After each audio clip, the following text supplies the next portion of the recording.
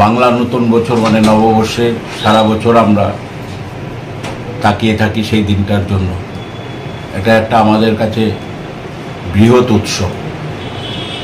এবারে নববর্ষ মানে শুধু নতুন বছরের উৎসব নয়, সঙ্গে গণতন্ত্রেরও সর্ববৃহৎ উৎসব, যেটা নির্বাচন বা গণতন্ত্রের সর্ববৃহৎ অধিকার যেটা হচ্ছে ভোটাধিকার।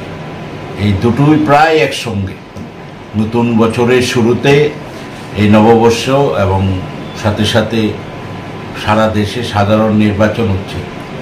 আমরা প্রত্যন্ত রাজ্য ত্রিপুরায় যেভাবে একটা শান্তিপূর্ণ এবং সৌভ্রাতৃত্বের মধ্যে রাজ্যটা চলছে, সামনে নববর্ষ এবং পাশাপাশি ভোটাধিকার প্রয়োগের ক্ষেত্রেও যাতে সেই উৎসবটা বজায় থাকে, যেটা 2023-এ যে বিধানসভা নির্বাচন হয়েছিল এবং 2023-এর নির্বাচন সারা দেশের কাছে একটা দৃষ্টান্ত হয়ে আছে।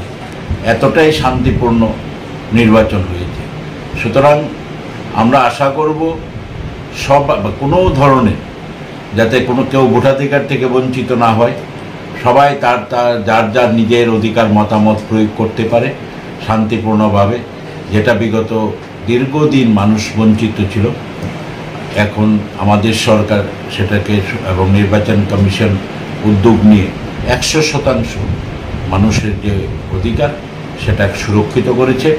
এবং নতুন বাংলা বছরে আমরা রাজ্যের সব অংশের মানুষ সবাইকে আমার হৃদয়ের অন্তঃস্থল থেকে প্রীতি, শুভেচ্ছা ও নমস্কার জানাচ্ছি।